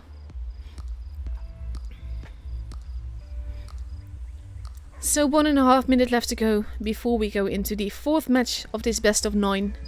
The pressure is slowly building for Lokah. Because if EG wins 2 games more, they are going to the grand finals and Lokah is not.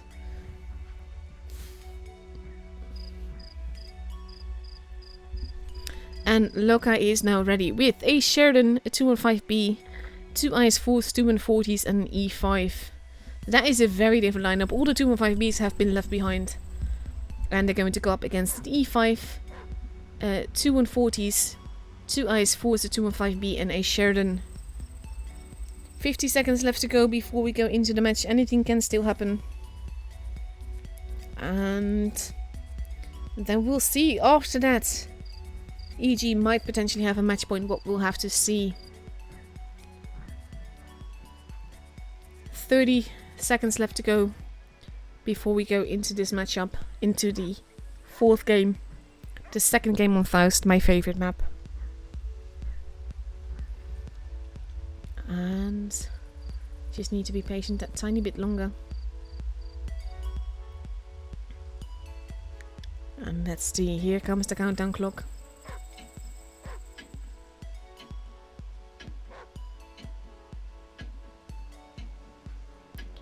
And here we go.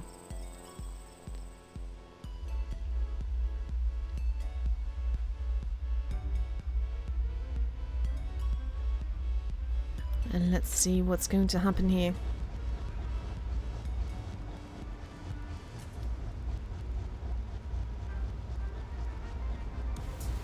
I don't want to use the first person perspective, Adrian. I like showing the bird's eye view because it shows you more of what is happening in the game. Because in tournaments you are dealing with a team game rather than an individual game.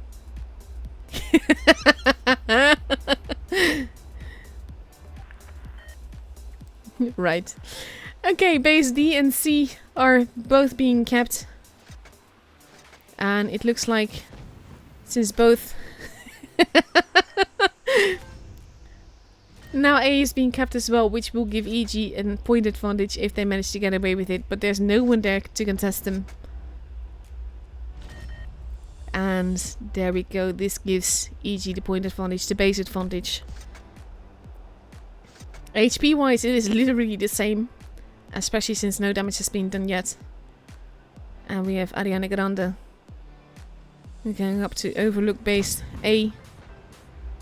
We see the first damage being done. Spacey has been spotted. So is Ariana, but no damage has been done. The 140s are now moving in though.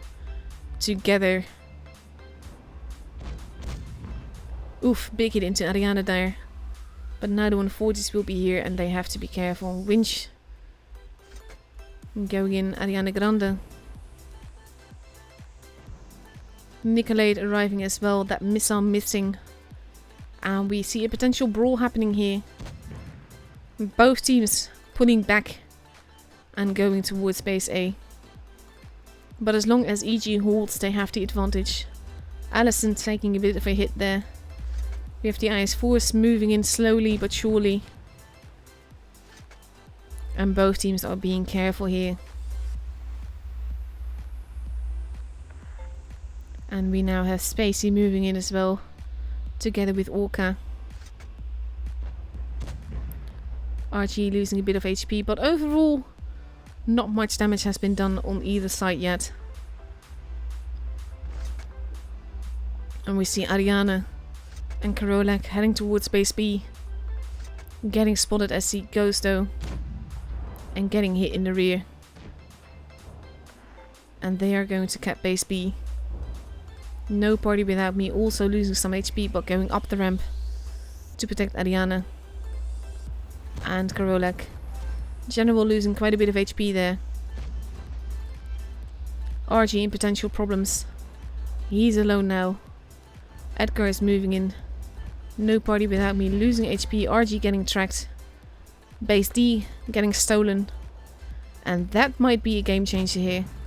No party without me, losing HP. So does Karolak. And we have Edgar moving in. Base D is being left alone, but base B is steadily being stolen. No party without me, losing even more HP. And at this stage, Edgar is facing the other way. But still getting decapped. No party without me is the first gun gone. Lokah moving in force. Allison is gone as well. Edgar is not long for this world. Orca in potential trouble where he is right now as well. But we have EG moving in, surrounding Lokah slowly but surely. Winch losing a shit ton of health there. But Baron takes the hit. And Baron and Ariana Grande are both gone. 3 versus 6. This is again definitely EG's game. There goes Karolak. 2 left, Rico and Survivor. Survivor, not long for this world either. He is the preferred target at this stage. And he is the one getting focused. And that means that we now only have Rico. But there goes Survivor, and we're already at 1k points. And EG has the game. And now we are going on to a match point for EG. If EG wins the next game, then that means that they are going to go through to the grand finals tomorrow versus Legion. And I did say last Thursday that that is a match because we saw them duke it out before. Well, actually, did we? Yeah, we did. And that's actually what I was hoping for. As much as I like Lokah, I do love EG. And the boys from Legion have been absolutely epic this game. They've not made it to this season. They've not made it to the grand finals for nothing.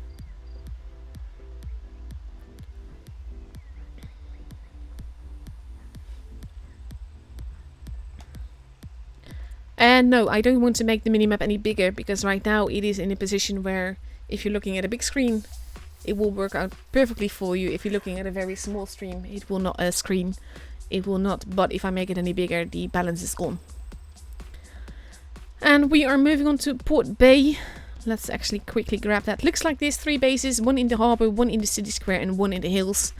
And basically anything can happen. Usually we see some super heavy action around base B, either to hold it or to cap it. But overall it's a relatively small map and it's very interesting. And we see that Lokah is readying up with a Leo, 2 mice. Oh no, it's a Sheridan, 2 mice, 2 IS4s, an SCB and a T62A, and they're going to go up against an E5, 1 IS4, 2 mice, an E5, again, sorry, 2 E5s then, a grill and a Sheridan. So more mobility on Lokah's side, but more true armor, and of course you have a grill on EG's side. So let's see, here we go. Potential match point for EG. If they win this game, they're through to the grand finals. And let's see.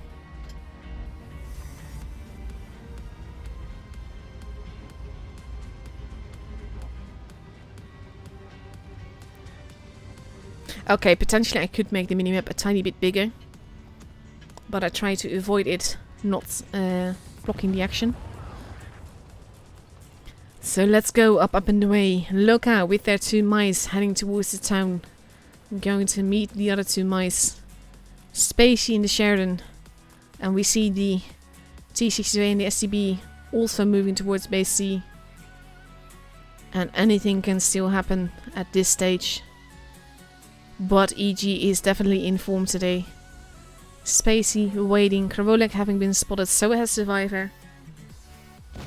And Survivor. Oof, but Orca taking some hits as well from the SCB and Survivor there. Spacey not able to get up there.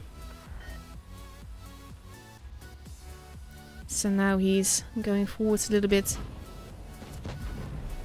Tiny bit of HE damage there. Base A is being capped.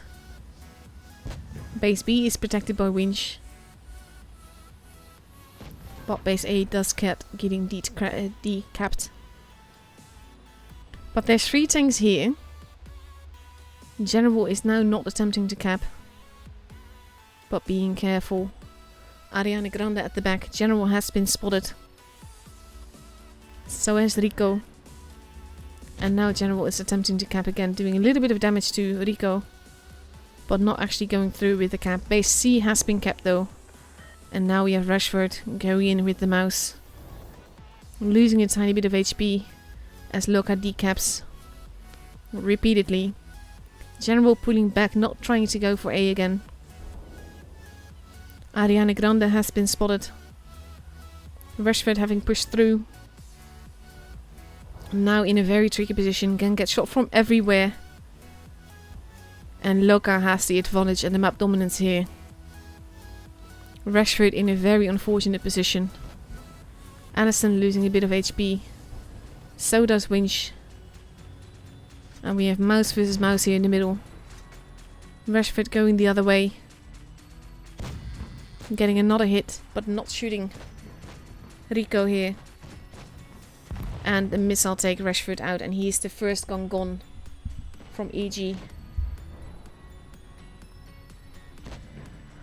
We see some action happening. Winch holding.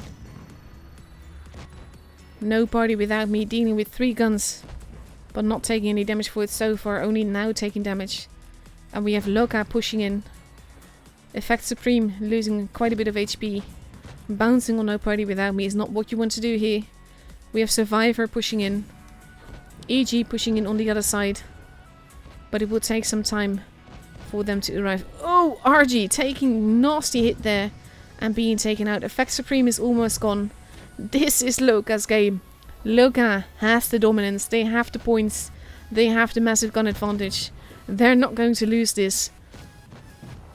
Spacey now also being taken out. 3 tanks left for EG. And we are at 800 points for Lokah, with them having the base and the massive gun advantage. They still have all the 7 guns. General now getting shot from the rear by Allison. There he goes. Orca next in line. Winch being left for last. And it looks like we might have a 7-0 on our hands here. Winch still bouncing some shots. And there we go. Rico taking off the top. Quite literally. By blasting off the turret. And the game is for Lokah.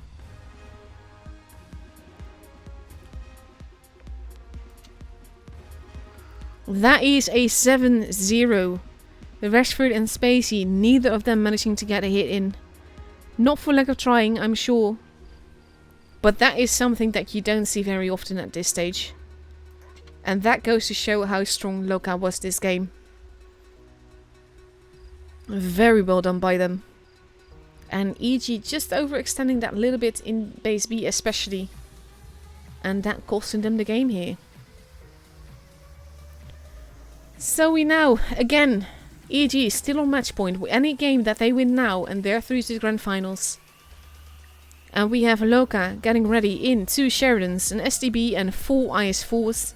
And they're going to go up against 2 IS4s, 2 Mice, a 113, a 268 and a Sheridan. Dun dun dun dun.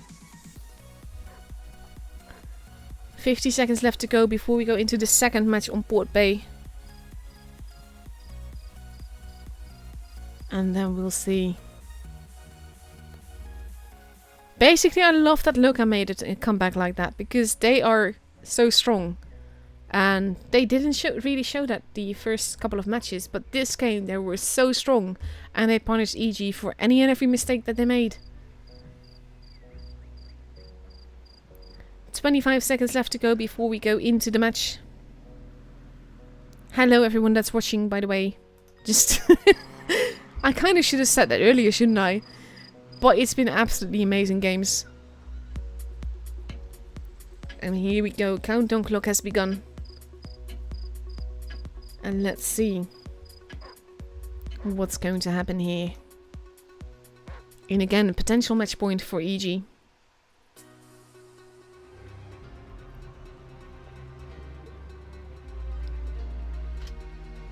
And let's see if Lokah can bring this up further.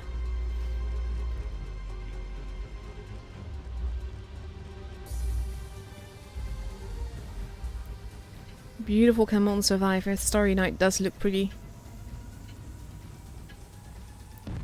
And here we go. And we have Lokah focusing on the seaside this time. The Sheridans and the STB definitely making their way there. And EG doing a bit of both. Spacey going up here. So does Ariana Grande. Taking some big hits there. Oh, but he takes one back. But that was very aggressive gameplay by Lokah. And they are now dominating the base C area. Even if EG knows that they're there. We have Winch, the Mice both moving into base A. And now we have Rico moving into base B. Spacey getting the blip out of there. Base C being capped, but EG will have a slight point advantage here. But Spacey did lose a lot of HP there. They're not attempting to decap base C. We have Rashford holding base B, not going into it this time. Now he actually could though. And we have Karolek at the back. Firing missiles, but that wouldn't hit the ground, very close to him. Some blind shots happening, not necessarily blind shots into the IS-4s behind there.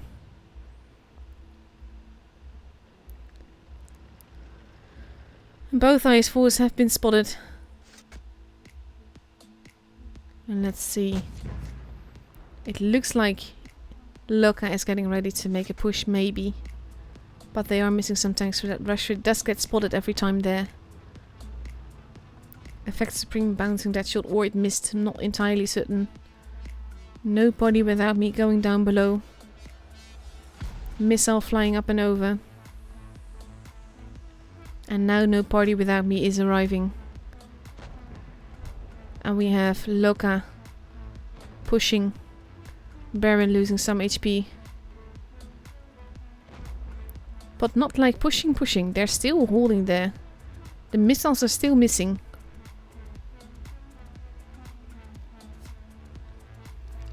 And Lokah is a bit spread out. EG has the point advantage. They can afford to be patient. General being careful not to peek out too far. But now we have Lokah regrouping. Allison has been spotted. So is Rico. No party without me is pulling back. Base B is still uncontested. Allison losing some more HP there.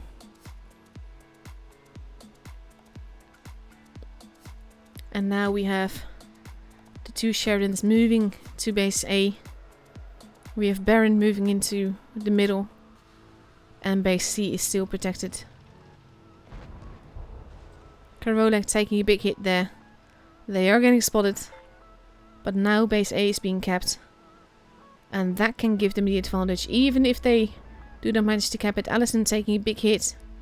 Ariana Grande repositioning him. Ooh, there you go. And getting set on fire. But now Lokah has the advantage. Even if by only 5 points, they have the advantage. Karolek moving away at the back. Allison also running off. And very smartly, Lokah has taken the advantage here from EG. Now we have Rashford moving in together with Winch going off to base B. If they get it, then it will be very tricky for Lokah to try and get it back. We see lines of fire everywhere. Not all that much damage being done yet. Definitely not Rico taking a hit there. Base B has been kept and now the advantage is back in EG's side. If not for Ariana Grande trying to cap base A again. But Spacey has been taken out and that is a big difference as well. Rico pushing in. Even though Effect Supreme is actually shooting No Party Without Me rather than Rico. Basically, it's relatively close now. They need to make the kills though. Those one-shots need to disappear. No Party Without Me. Going in. Effect Supreme still alive, if barely. Karolek still alive, 960 points. There goes No Party Without Me. They need to take the guns out. RG still alive. Karolek still alive. General getting tracked. 970 points. There goes Karolek. It is so close. Base C is being contested, but we're already at 995 points. And Lokah gets the game! Guys, what a game! Ariana Grande managing to cap base A like that is what won Lokah the game here. Amazing. Absolutely amazing. And now we are going on to Rockfield. Lokah making a steady comeback. This is the map that we're going through. 3 bases. Base A partially hidden by the bunker. Base C relatively secure as well. Base B in the middle. There are safe points on all side, but it kind of depends where your enemy is because there's a lot of lines of fire into every single base of this map. Anything can still happen, as Lokah has just shown by winning 2 pretty epic games in a row. But again, the match point is still in EG's hands. If they win any single game, they're through to the grand finals. Lokah has to win 3 more in a row in order to make that happen. But they're definitely off to a good start. And Lokah has now readied up in a 268, 2 IS4s, 2 140s and an E5. And on the other side we see some changes being done. Different tanks being taken. And let's see what they ready up in. 44 seconds left to go, that is still plenty of time. And here we go, the whole team has readied up in 3 IS4s, a Sheridan, 2 140s and a 268. So let's see what happens here. It is definitely turning a lot more exciting than the first few matches that we saw. Lokah bringing it now. And it is beautiful. 15 seconds before we go into the game. And then we'll see what happens. 6 seconds left to go.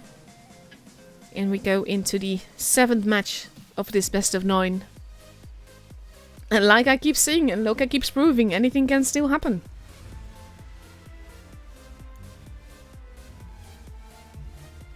Let's see. Dun dun dun dun. And let's see what they're gonna do. Let's go up, up and away. We have EG splitting up, Lokah doing the same, but most of Lokah's forces are going towards base C, and most of EG's forces are going towards base A. With Edgar and Orca staying at the back, Edgar now moving. Effect Supreme in the Sheridan, going for an early spot, but that is a tricky position to be in. He does spot Baron though, so they know that there's tanks flying up and over there. That missile went way around and didn't hit anything. Nicolade and Effect Supreme have been spotted, they need to be careful. So has Lego. Base A is not being capped. None of the bases are being capped, but base C is completely unprotected, and now we have Karolak moving in there. Nicolade taking a big hit, going into base A. But they kinda do need to cap it. Survivor with an almost impossible missile getting hit there. Karolak getting shot. So does No Party Without Me. We have basically mad action on this side. And it will make it hard, because the longer that they are kept out of the base, the more advantage EG has. They are running off now, and base C is being kept, but by the time it is kept, they will have about a tank's advantage in points. Nicolate has to be careful where he's at. Orca not having any shots yet. Base B is protected. Nico taking a bit more damage there. He has to be careful. He is pulling back. But this is not the way you want to lose a lot of HP. And now he's pulled back into safety. And it will be up to Lokah to make a move here. We have the 268 in the middle here. Together with the 2 140s. Ariana Grande safely, but getting missed, but missing the shot on General here. And General being very careful. And running away again. Ariana Grande moving back. And let's see. Effect Supreme heading around the back there. And basically, we are at a bit of a stalemate here. Anything can happen, but nothing is actually happening.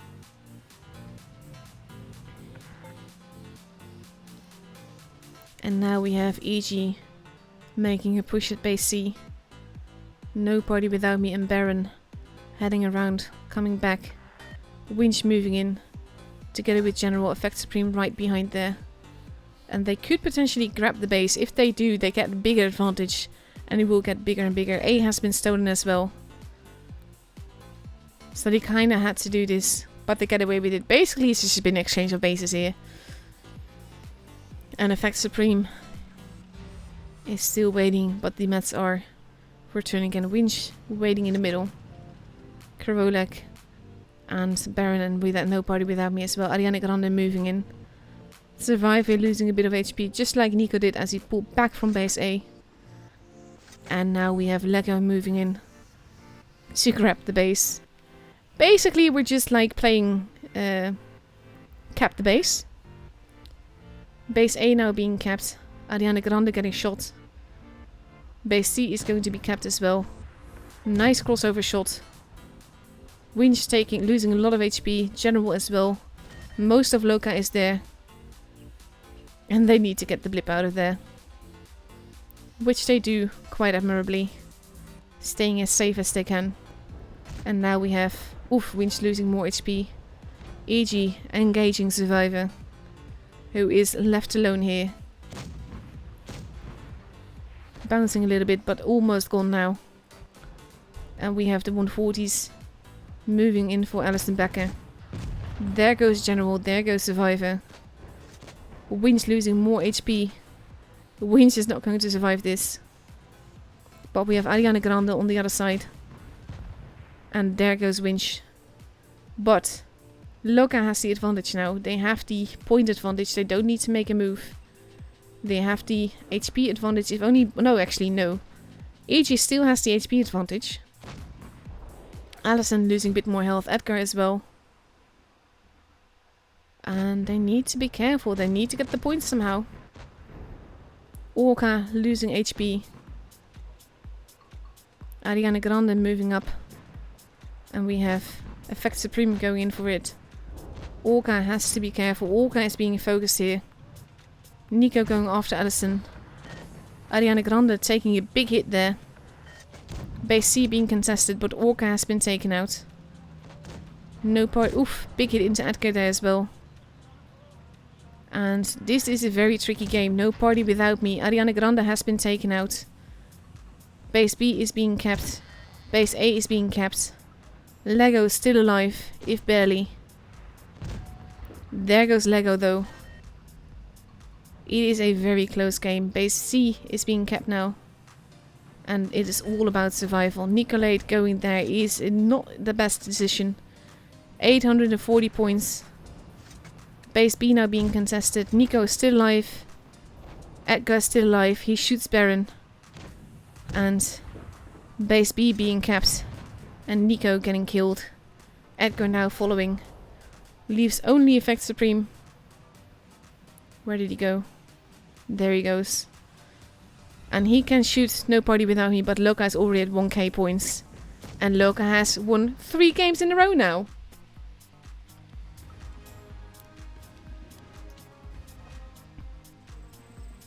That is quite the gameplay, honestly. And now we're going into the 8th game of this best of 9. Again, match point is still on EG's side. Anything can still happen. But any game that EG wins gets them through to the grand finals. But they do have to win to get to the grand finals. Wow. Lokah definitely bringing it now. And let's see what's going on in just over a minute. Lokah has completely read up with the 268, 2 IS4s, 2 E5s and 2 140s. And they're going to go up against potentially 3 IS4s, 2 E5s and 2 Sheridans. What a game. What a matchup, to be fair. This has been absolutely phenomenal. I love it.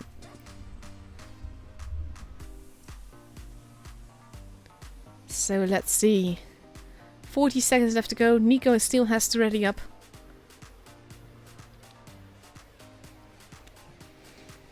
And then we'll see what happens. 30 seconds left. Nico, you do need to ready up, dude. No, not... In response, Nico readies up. Taking a 113 now. And there we go. 19 seconds left to go. And we have 2 113s, 2 E5s and IS4s and 2 Sheridans. 12 seconds left to go. Here we go into the countdown clock. Again, potential match point for EG. But they have to bring it. And let's see. Here we go.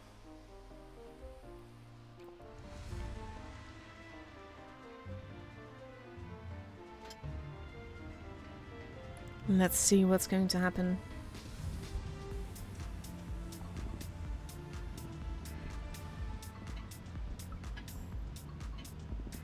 In potentially, again, this potential last match of the evening. But Lokah is definitely not selling their skin easy. And we have the E5s together with Karolak. Karolak actually taking a very interesting position there, just to spot Winch in the Sheridan all alone. No one is there just yet, but he has to be careful. Those E5s are mobile, they can go anywhere. We see the first missile flying and no damage being done. And Nico potentially moving into base 8 to cap it. The E5 has been spotted. And there we go, base 8 being capped by EG. Nico with the low profile 113, relatively safely capping it. Lokah holding in their spawn. And now EG has the advantage. And we have the E5s moving in towards base C. Going to cap it. Winch still there. And we see potential missiles flying. He has been spotted, Rico. He does take a hit there. And then Winch circles around. And they've got more than a tank's advantage here. But it will all be about who keeps the point advantage here. Because we've seen the dance of the bases last game as well. And it worked out for Lokah. Keeping all their eggs in one basket can be dangerous here. As Lokah has shown multiple times. Daniel said it right. It's like a minigame. Cap the bases. Survivor and Allison holding Ariana Grande. Getting blind shot at that. And we now have the E5s moving towards base C, but not actually going, more to defend any push from that side. But most of EG at the other side together with Lokah facing off against each other. Same basically E5s both protecting base C on both sides. And the rest basically at A. With the exception of Winch, who's in a camping position. But so is Ariana Grande. They are blind shooting at Ariana. It just does no damage. So let's see. Edgar repositioning, getting spotted as he drops down. Rico being left alone. Edgar pretty much there, I believe, to protect base C. Allison getting spotted. And we have Survivor slowly moving in towards base A, sorry. Getting hit by Spacey. And now we have the cap the base game going on again. We have the E5s moving in, Winch going to cap base C, base A being stolen at the same time, and we have Edgar making a gutsy move here, going for base B. They're not falling for the same trick twice. And by doing that, Rico is getting hit. Base C has been capped. And as he has just been fired, Winch gets a big hit in as well. We have the 268 moving in. And we have Spacey going up into the middle to protect Edgar. Edgar pulling back. Or actually pushing forwards, getting shot in the rear. Ariana Grande losing quite a bit of HP. Rico as well. We have Lokah pushing on the other side. And EG will have to react. I got stuck against something, I have no idea what, with the camera. We have Winch pulling up behind. He is going to kill off Rico. There he goes. 815 points for EG. Ariana Grande getting circled now.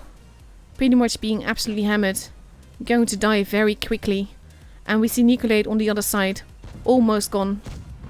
Ariana Grande is gone. So is Nico. But Lokah has lost 2 guns. We are at 900 points. General is not going to survive this. But we are at 880 points now for EG. And they need to protect their bases. But as long as they do that... Oh, Karolek! Losing so much HP. Allison losing HP, dropping down. They just need to survive for 50 more points. If they get a kill, it will all be over. What a game, guys. Honestly. Orca getting killed. 955 points for Lokah. For EG, sorry. No party without me, still alive. Spacey getting around the back. Getting ready to kill Karolek and win them this game. And EG has it. EG is through to the grand finals tomorrow. What a game. Honestly, love it. Absolutely love it. If we have quality games like this tomorrow for the grand finals, I will be a very happy streamer. Amazing. Absolutely amazing. What a matchup. Lokah definitely bringing it with all they got. Winning 3 games in a row. Absolutely amazing. These are the kind of games you really want to see. And I'm absolutely chuffed. But that is it for me tonight. Massive congratulations to EG for making it to the grand finals. Massive congratulations to Lokah for getting 3rd place, because that is still epic. You are still 3rd. And a few years ago, a few seasons ago, no one would have expected this, but you've been absolutely brilliant and it's been a joy to watch you. So thank you all the teams for their games tonight.